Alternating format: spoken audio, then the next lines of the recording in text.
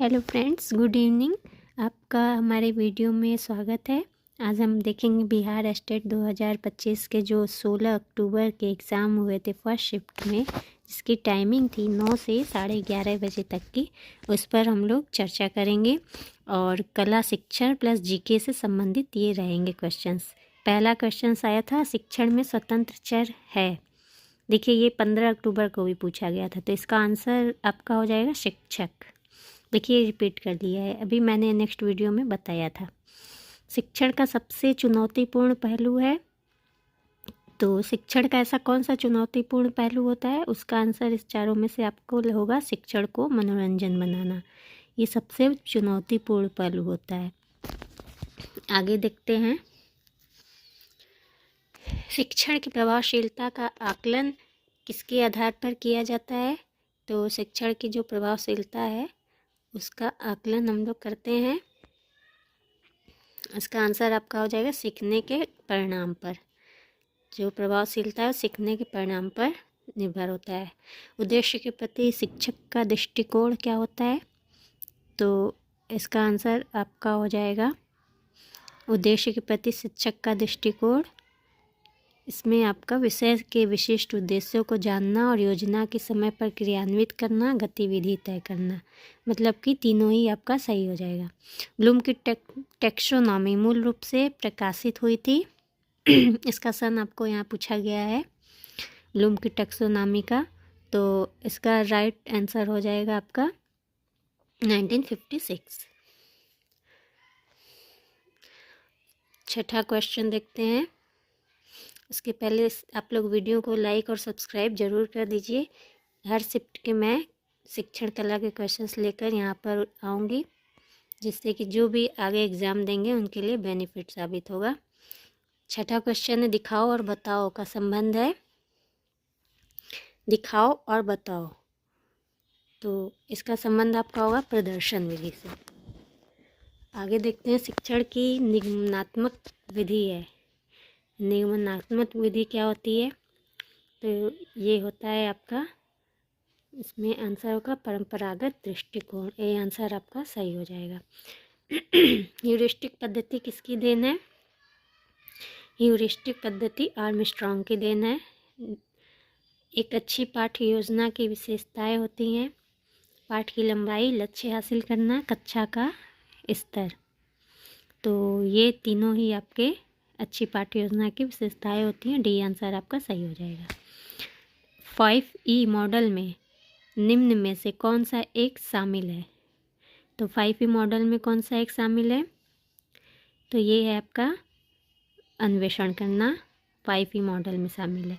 सूक्ष्म शिक्षण का प्रयोग किया जाता है माध्यमिक कक्षाओं में, प्राथमिक कक्षाओं में कि शिक्षण प्रशिक्षण संस्थान में। तो आप लोग बीएड कर रहे होंगे तो आपको पता होगा कि शिक्षण और प्रशिक्षण संस्थान में सूक्ष्म शिक्षण का प्रयोग किया जाता है। कक्षा शिक्षण पूरा होने के बाद, कक्षा शिक्षण जैसे क्लास समाप्त हो जाती है, उसके बाद क्या होता है? तो इसका आंसर होगा शिक्षक को ब्लैक बोर्ड साफ करना चाहिए। ये राइट आंसर होगा कि वो स्वयं ब्लैक बोर्ड साफ करे, बच्चे से साफ नहीं करवाए, स्वयं साफ करें। वे शिक्षक छात्रों के बीच लोकप्रिय होते हैं जो कि छात्रों को उनकी समस्या हल करने में मदद करते हैं। अच्छे ग्रेड तो नहीं प्रदान कर सकते हैं और ट्यूशन शुल्क के साथ भी कक्षाएं नहीं ले सकते, तो आपका सी आंसर राइट हो जाएगा। शिक्षण में आगे देखते हैं, 14 नंबर का क्वेश्चन आ गया है। शिक्षण में कला का संबंध किससे है? तो सृजनात्मकता से, ज्ञान से, अनुशासन से, परीक्षा से। तो सृजनात्मकता जो है कला से संबंधित होती है। अच्छा शिक्षक कक्षा में क्या करता है? वो क्या करता है? मौन रहता है, ये तो हो नहीं सकता। छात्रों पर अधिकार जमाता है, ये भी नहीं हो सकता है। व्याख्यान केवल देता है, ये भी नहीं हो सकता है। तो विद्यार्थियों को सक्रिय भागीदारी के लिए प्रेरित करता है। शिक्षण कला में प्रश्न पूछना क्यों आवश्यक है? क्योंकि इससे क्या होता है, विद्यार्थियों की सोच सक्रिय करने हेतु प्रश्न पूछना चाहिए कि विद्यार्थी सोचें कि हमको क्या आंसर देना है। शिक्षण में मूल्यांकन का उद्देश्य क्या होता है? मूल्यांकन क्या करता है? शिक्षा की गुणवत्ता जानना, दंड देना, परीक्षा परिणाम बनाना, औपचारिकता निभाना। तो मूल्यांकन का काम है आपका शिक्षा की गुणवत्ता जानना।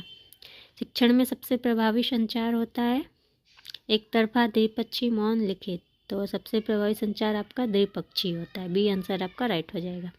सहभागी शिक्षण किसे कहते हैं? विद्यार्थी भी सीखने की प्रक्रिया में भाग लेते हैं, तो ये सहभागी शिक्षण होता है। इस शिफ्ट का देखिए इजी क्वेश्चन पूछा गया है। शिक्षक की सृजनात्मकता का मुख्य उद्देश्य है विषय को रोचक व समझने योग्य बनाना। ये सृजनात्मकता का उद्देश्य होता है। शिक्षण कला में प्रेरणा का कार्य क्या होता है? सीखने की रुचि बढ़ाना। शिक्षण कला में प्रेरणा का कार्य होता है। शिक्षण में कला का समावेश क्यों आवश्यक है? क्योंकि इससे जो कला का समावेश होता है, अभी बताया था मैंने कि सृजनात्मकता बढ़ाने के लिए। और अच्छा शिक्षक किस प्रकार की भाषा का प्रयोग करता है? तो सरल व स्पष्ट भाषा का प्रयोग करता है। आगे देखते हैं 30 क्वेश्चंस हैं पूरे कला और शिक्षण के। शिक्षण की सबसे बड़ी चुनौती क्या होती है? तो शिक्षण की चुनौती होती है विविधता में सामंजस्य बैठाना। ये आंसर राइट हो जाएगा। शिक्षण का भावनात्मक संतुलन किस लिए आवश्यक है? तो इसका आंसर आपका हो जाएगा कक्षा में सौहार्द रखने हेतु। शिक्षण प्रक्रिया में शिक्षक की भूमिका क्या होती है? शिक्षक कौन सी भूमिका निभाता है? जब वो शिक्षण करता है तो वो मार्गदर्शक के रूप में रहता है। शिक्षण प्रक्रिया में शिक्षक मार्गदर्शक के रूप में रहता है। आगे देखते हैं शिक्षण कला में अवलोकन क्यों आवश्यक है? तो छात्रों की प्रगति व व्यवहार समझने हेतु अवलोकन आवश्यक है।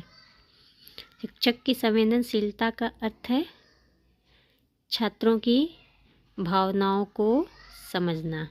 शिक्षक की संवेदनशीलता का है मतलब होता है। शिक्षण का सर्वोत्तम परिणाम कब मिलता है?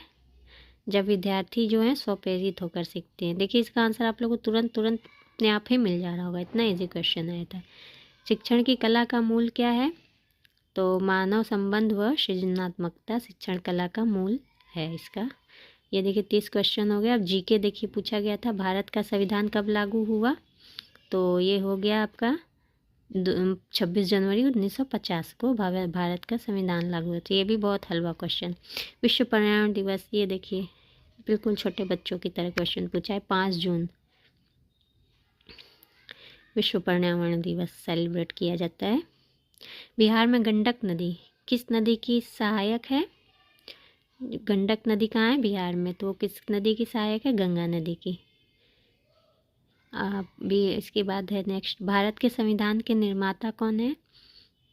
भारत के संविधान के निर्माता कहे जाते हैं doctor Bhimrao Ambedkar. C answer आपका सही हो जाएगा। भारत में पंचायती राज की शुरुआत कब हुई थी? तो भारत में जो पंचायती राज शुरू हुआ था इसका आंसर हो जाएगा आपका 1959। बी आंसर आपका राइट हो जाएगा। आगे देखते हैं गुरुत्वाकर्षण का सिद्धांत किसने दिया था? तो ये दिया था आपका न्यूटन ने। आगे देखते हैं और कंप्यूटर की मेमोरी किस इकाई में मापी जाती है? देखिए कंप्यूटर से भी एक क्वेश्चन पूछ लिया गया है। तो कंप्यूटर की इकाई तो लीटर ग्राम में तो मापी नहीं जाएगी, बाइट इसका आंसर हो जाएगा राइट आंसर। CTRL+S का प्रयोग किस कार्य के लिए होता है? शेव। एस मतलब शेव। इसका आंसर हो जाएगा आपका शेव का हो जाएगा सहेजना या शेव करना। बिहार का कौन सा जिला धान का कटोरा कहलाता है? बिहार से भी कुछ क्वेश्चन आए हैं। ये रोहतास है, धान का कटोरा कहलाता है। सोन नदी किस राज्य से निकलती है? तो इसका राइट आंसर आपका हो जाएगा सोन नदी जो है वो आपके मध्य प्रदेश से निकलती है। तो ये थे देखिए जीके के कुछ क्वेश्चंस।